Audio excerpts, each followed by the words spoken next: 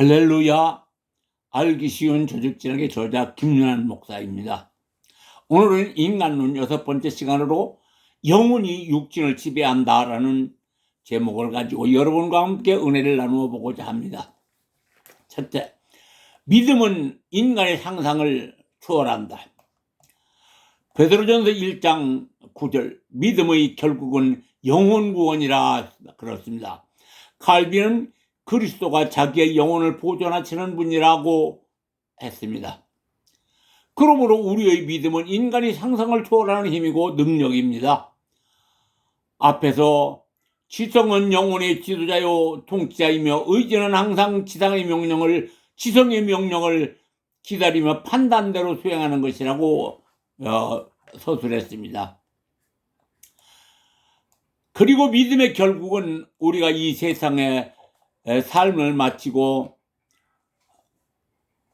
나면 그 다음에 예수님이 내 영혼을 맡아 아버지께로 인도하실 것입니다. 그러므로 내 영혼이 구원받는 길이 유일한 방법은 하나님이 가르쳐준 길을 따라가면 하나님이 인도하여 주신다고 약속하셨습니다. 히브리서 5장 13절 14절 말씀 보면 대저촛을 먹는 자마다 어린아이니 의의 말씀을 경험하지 못한 자요 단단한 식물은 장사한 자의 것이니 저희는 지각을 사용함으로 연단을 받아 선악을 분별하는 자들이라. 그렇습니다. 촛을 먹는 어린아이가 장성하면 단단한 식물을 깨물어 먹어도 소화를 잘 시키고 탈이 없습니다. 우리 속담에 3살 버릇 8까지 간다라는 속담을 생각하면 그만큼 어릴 때 부모의 인성교육이 소중하다는 말입니다. 신앙생활 역시 하나도 다르지 않습니다. 신앙생활을 시작하고 초보자 시절 교리를 따라서 순차적으로 잘 배워두면 나중에는 신비주의나 기복신앙에 휘둘리지 않습니다. 초신자 때 신비주의와 기복신앙에 매달려 신앙생활을 하면 자칫 이단들의 먹이 사슬이 됩니다. 그러나 신앙생활은 영혼 구원을 위한 것이란 진리를 알고 나면 두려움이 사라집니다. 제가 앞에서 내 육신을 죽여 영혼이 거듭날 수 있다는 생각으로 20일 물만 먹으면서 금식해서도 죽지 않았고 정신은 더욱 명료했다고 말한 적이 있습니다. 생각해 봅시다. 구약에서 모세는 40일 금식, 2번씩이나 금식하였고 예수님도 40일 금식하였다고 하셨습니다. 또 40일씩 금식한 목사님들이 많이 있기는 합니다만 그러나 모세는 하나님이 택하신 위대한 인물이었고 예수님은 하나님이었습니다. 그러나 나는 당시 신앙생활도 오래 하지 않은 시기였고 신앙생활에 대한 올바른 가르침도 제대로 교육받지 못한 상태인데 성경을 읽으며 내 자신을 죽이겠다는 믿음 하나로 20일 금식하였는데 죽지 않았고 정신은 명료했던 기억을 지울 수가 없습니다. 요한 3서 2절 사랑하는 자여 내 영혼이 잘됨 같이 내가 범사에 잘되고 강건하길 내가 강건하노라 라고 하신 말씀을 어느 유명한 목사님은 하나님이 지으신 최고의 걸작품인 인간이 마귀에게 속아서 영, 혼, 육, 삼중재앙에 빠졌지만 예수 보혈 공로 의지하면 삼중 축복 회복돼야 천국 갈 수 있습니다 라고 해서 수십만 명을 모아 목회를 했는데 그렇지 않습니다. 이 말씀은 건강한 영혼의 지배를 받는 육신을 갖고 있는 사람이 하늘의 복을 받을 수 있다는 말씀입니다. 요즘 대학병원에 가서 보면 돈이 많고 병원도 많은데 젊은 환자들이 왜 그렇게 많은지 나는 그 답을 에덴 동산에서 하와가 눈에 보이는 선악과를 따먹었던 것처럼 시방도 똑같은 모습이라고 생각합니다. 돈이 아무리 많아도 욕심 때문에 하나님 말씀의 진리를 의역하여 육신의 소욕에 영혼이 병들었기 때문이라는 결론을 내리고 쓴 미소를 지었습니다. 마태복음 11장 28절 29절 말씀 수고하고 무거운 짐진 자들아 다 내게로 오라 내가 너희를 쉬게 하리라. 나는 마음이 오냐고 겸손하니 나의 멍에를 메고 내게 배우라. 그리하면 너희 마음의 쉼을 얻으리라. 이는 내 멍에는 쉽고 내 짐은 가벼움이라 하시니라. 아무리 어렵고 힘이 들어도 슬픔을 당하여도 이 말씀을 묵상하며 눈물로 울부짖으며 기도하고 나면 마음의 평안을 주시고 어려움을 극복하고 나아갈 길로 인도하시는 하나님이십니다. 부족함이 없으면 쌓아놓으려고 욕심 부리지 말고 건강한 내 영혼이 육신을 지배하는 평안한 삶이 행복한 삶인 줄 믿으시기 바랍니다. 갈라디아서 5장 24절로 24절 말씀. 오직 성령의 열매는 사랑과 희락과 화평과 오래 참음과 자비와 양성과 충성과 온유와 절제니 이와 같은 것은 금지할 법이 없느니라. 그리스도 예수의 사람들은 육체와 함께 그 정과 욕심을 십자가에 못 박았느니라 했습니다. 그렇습니다. 이 말씀을 정확히 이해하지 못하면 신앙생활은 내 영혼이 육신의 삶의 거침이기 때문에 그 정과 욕심, 즉 육신의 소욕이 아무리 좋아도 버리라는 말씀입니다. 육신의 소욕을 십자가에 못 박지 않고서는 성령의 열매를 맺을 수가 없습니다. 지성의 명령을 기다리기보다는 의지의 잘못된 판단대로 행동하기 때문에 육신의 소욕을 십자가에 못 박아야 한다는 말씀입니다. 저는 지금 고엽제 후유증이 진행으로 하반신이 감각신경은 모두 마비되었고 그나마 운동신경이 조금 살아있어서 움직이고 있지만 중심을 잡지 못하고 걸핏하면 넘어집니다. 그래도 정신은 명료하고 목소리가 살아있으니 손가락으로 컴퓨터 키보드판을 서든거리며 칠 수 있으나 이것도 나라 발전에 밑거름이 되어 가는 길이다 라고 하는 역사적 사명의식 하나로 감사한 마음으로 살며 하나님이 허락하시는 날까지 이렇게라도 복음을 전하다 가리라 하는 감사한 마음으로 전하려고 합니다. 에베소 6장 20절. 이 일을 위하여 내가 쇠사슬에 매인 사신이 된 것은 나로 이 일에 당연히 할 말을 담대하게 하려 하심이라. 나는 이 말씀을 묵상하면서 조심스럽게 생각해 봅니다. 내가 이렇게 된 것도 하나님이 뜻이리라.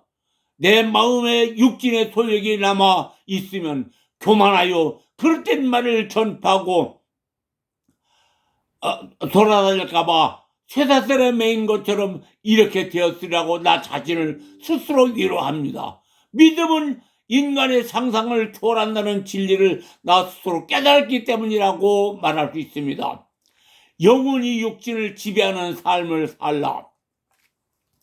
저는 영혼은 죽을 수 없다라는 문제를 놓고 에덴 동산에서 사람의 영이 죽었다면 오늘이 우리는 무엇이란 말인가? 영이 없는 사람이 어떻게 지금까지 존재할 수 있다는 말인가?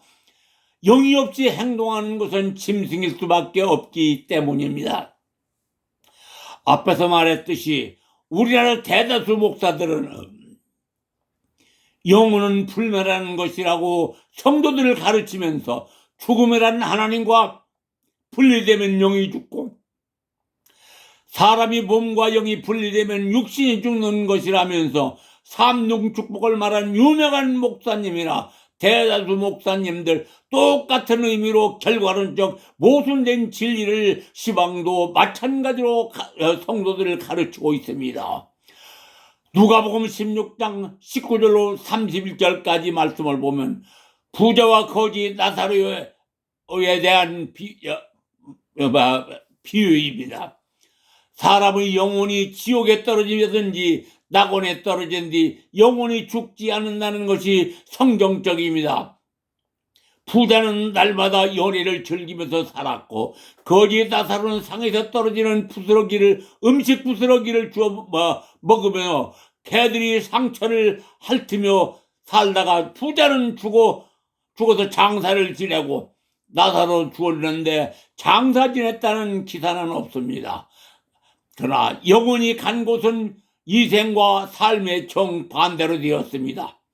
부자가 얼마나 고통스러웠으면 아버지 아브라함이여 나사로의 손끝에 물을 찍어다가 내 입술에 대어 나를 서늘하게 하소서 하고 매달렸겠습니까? 그러므로 예수 믿으면 교만한 마음을 버리고 겸손한 마음으로 말씀의 진리를 알고 교리를 알기 위하여 최선을 다하지 못하는 사람은 육신을 위하여 높아지는 욕망 때문에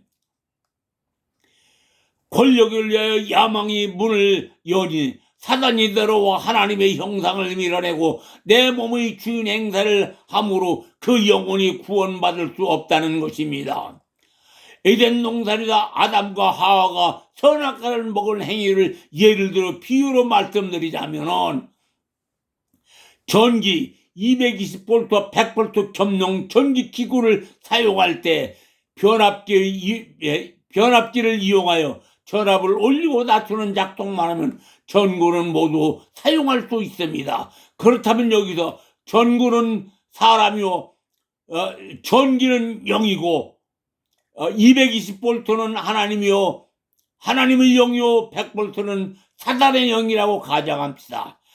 사람만이 하나님으로부터 생교 영혼인 빛을 받은 영적 존재라는 사실을 앞에서 수술하였습니다. 그렇다면 에덴 동산에서 아담과 하와가 선악과를 먹은 행위는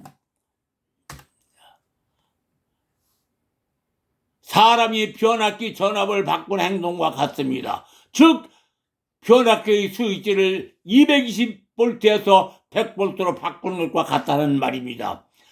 사단의 영이 받아들임으로 하나님의 영이 전기이고 즉 사람에서 차단되고 사람은 하나님과 관계에 끊어졌습니다.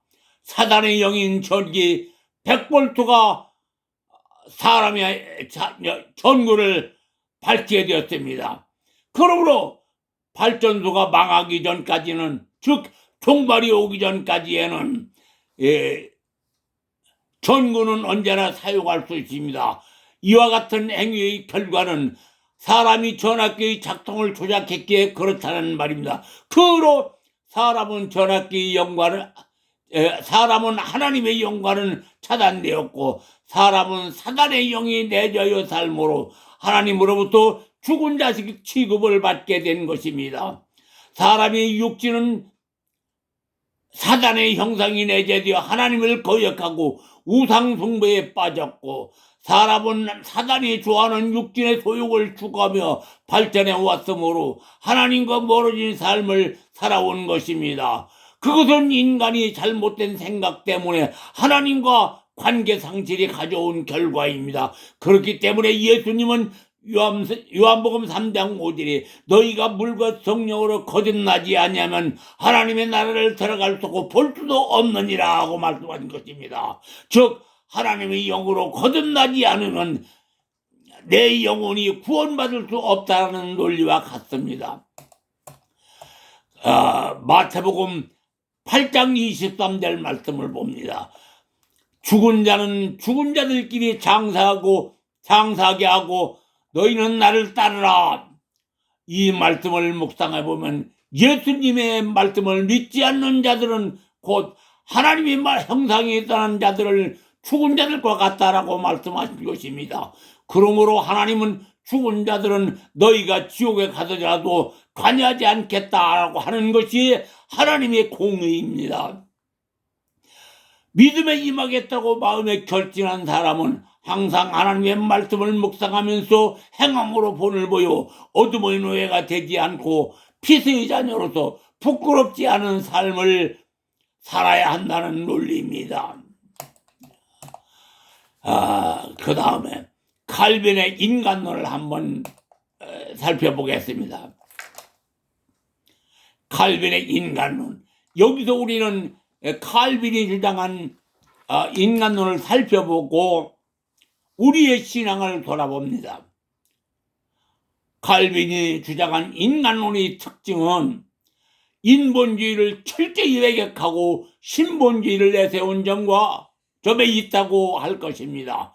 성서가 하나님을 창조주로 인간은 피조물과 죄인으로 고백했다는 점에서 의심의 여지가 없습니다.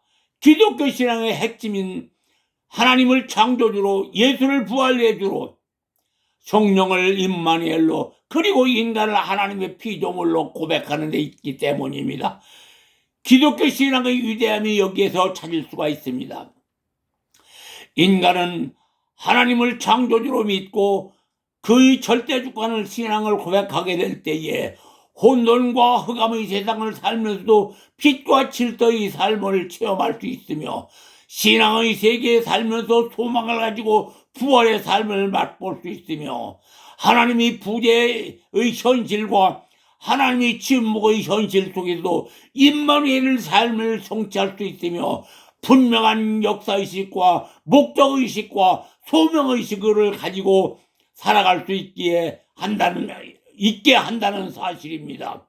또한 인간은 이 신앙 속에서 보다 적극적이고 긍정적으로 재창조의 영으로 거듭난 삶을 살아갈 수 있습니다. 뿐만 아니라 인간은 자신을 죄인과 하나님의 피조물로 인식하고 거듭나게 될 때 비로소 자기를 만드신 분에 대한 예배 의무가 있음을 발견해야 되고 자신이 소유한 물건이 자신의 것이 아니라 하나님의 것임을 인지하게 될 것입니다. 인간이 피조물이란 말은 스스로 한계를 인정하는 것이며 부족한 존재이며 죄인임을 시인하는 삶입니다. 그러나 칼빈의 인간론에서는 인간에 대한 부정적이고 결정론적인 측면에서 지나치게 부각됨으로써 기독교 신앙의 긍정적이고 적극적인 면이 책임성과 재창조의 정신이 오히려 약화되고 있지 않나 하는 생각도 됩니다. 그러나 칼빈은 성령의 조명이 없이는 성사라도 진정한 깨달음을 주지 못한다고 하였습니다. 이는 맞는 말입니다. 성령께서 사람의 감정을 제어하고 다스릴 때 진리를 깨달을 수 있기 때문입니다. 그러나 일부 선택된 자들만이 참된 믿음을 가질 수 있다고 주장한 점은 신자들에게 구원의 확증과 고집스러운 믿음을 심어줄 수 있는 강점을 가지고 있다고 할 수 있습니다. 다른 한편에서 칼빈의 인간 본질론은 선택과 유기에 대한 불확실성으로 결단의 보류와 방탕의 길을 걷게 할 가능성이 있음을 지적하지 않을 수 없습니다. 심지어 잘 믿던 자라도 믿음의 결국을 모르면 결과적으로 구원에 이르게 될 것이라는 생각 때문에 고의적인 타락의 길을 걸을 수 있습니다.